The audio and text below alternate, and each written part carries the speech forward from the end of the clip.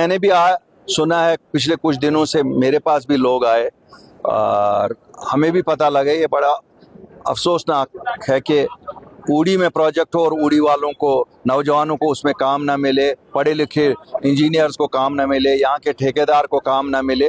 तो ये तो ज़्यादती है इलाके के साथ भी और लोगों के साथ भी। इंशाल्लाह हम इस पे बात करेंगे और जो कंपनी वाले हैं उनसे भी बात करेंगे और एडमिनिस्ट्रेशन से भी बात करेंगे।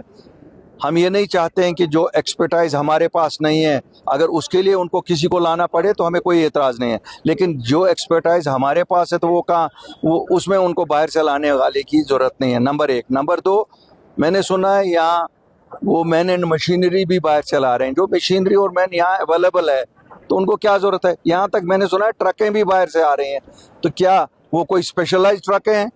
तो ऐसी चीज़ें अलाउ नहीं होंगी।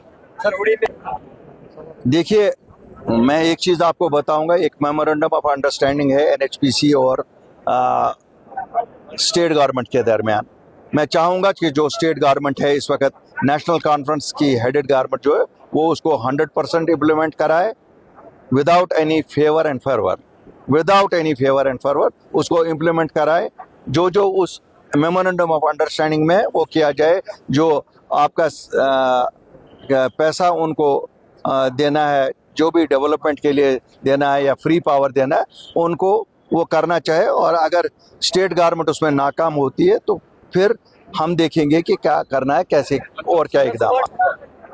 देखिए, मीटरिंग की जहाँ तक बात है, नेशनल कॉन्फ्रेंस ने कहा था कि इनको लगाने दो, हम दरिया में फेंकेंगे। अब अगर आपको दिखता है कहीं वहाँ ऊपर से मीटर यहाँ उड़ी पहुँच गए, जो बारामूला से उखाड़े या श्रीनगर से उखाड़े, तो फिर उड़ी वाले भी उखाड़ने चाहिए।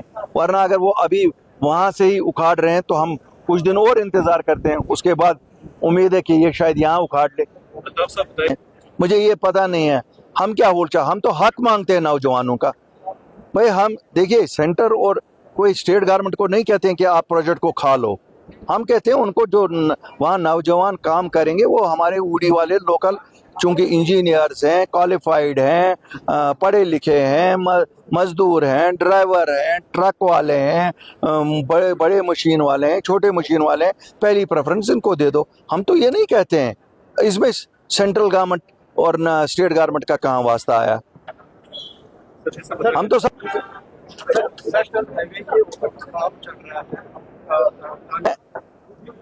उड़ी का रहने वाला हूँ। मैंने कभी अपनी कम 66 साल का हूँ, लेकिन मैं कह सकता हूँ 60 साल से मुझे भी याद है, मैंने कभी नहीं ये रोड बंद होते देखा। खाली बर्फ़ के लिए बंद होता था। यहाँ बर्फ़ उन दिनों 8 फुट 9 फुट 10 फुट पड़ती थी, अब तो आए दिन रोड बंद होता है। इन्होंने जो ब्लास्टिंग की, ना एनवायरनमेंट का ख्याल रखा, ना इकोलॉजी का ख्याल रखा। मैं तो पहले कहता हूँ कि जिन लोगों ने ये ब्लास्टिंग अलाउ की, जिन लोगों ने सत्यानाश हमारे इकोलॉजी के साथ किया, इनको बुक किया जाए। और मुझे लगता है शायद इसकी सज़ा कम से कम 10 साल है और ज़्यादा से ज़्यादा शायद 27 साल है, तो इनको 27 साल की जेल होनी चाहिए। आप तो कहते हैं रोड तो बनते जाएंगे, लेकिन ये पहाड़ कौन हमारे बनाएगा, जो इन्होंने ब्लास्टिंग से हमारी यहाँ तबाही की। पत्थर, सुनिए, पत्थर बेचना अगर इनका बिजनेस होता तो फिर हमारे जो पत्थर कान कनी करते थे वो बेचारे तो बड़ी ठीक तरह से बेचते थे, और इनसे कम से कम 50% प्राइस भी कम था। ये तो मुझे लगता है ठेकेदार यहाँ रोड बनाने नहीं आया है, वो पत्थर बेचने आया है। नहीं, खजाने आमरा को लूटने की बात तो बहुत दूर की है, यहाँ तो खुदाई को लूटा जा रहा है। क्यों? ये खुदा के बनाए हुए पहाड़ थे, ये पहाड़ तो कोई नहीं नए बना सकता है। और जिस बेतहाशा तरीके में ये तोड़े गए, मुझे नहीं लगता ये स्टेबलाइज कभी भी होगा। ये जो पहाड़ों के साथ खिलवाड़ हुआ, ये स्टेबलाइज नहीं होगा। देखिए, मैं तो ये नहीं कहूँगा कि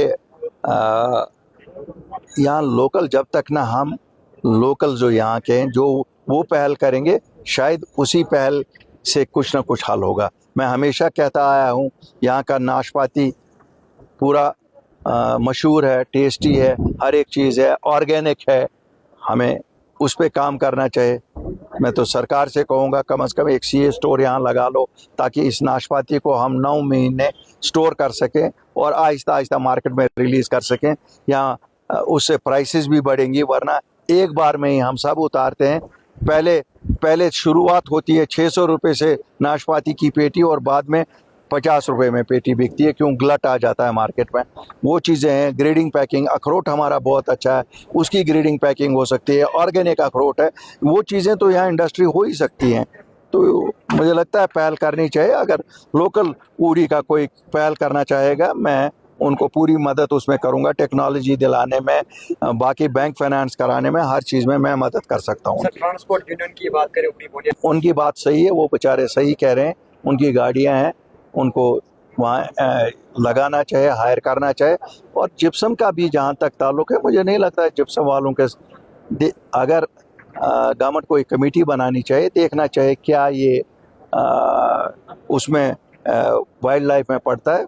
जहाँ तक हम वासियों का ताल्लुक है, हम तो जानते हैं कि वाइल्ड लाइफ उसके काफ़ी आगे है, लेकिन किसने बनाया, कहाँ बैठ के बनाया, तो गवर्नमेंट को इसमें भी सब देखना चाहिए।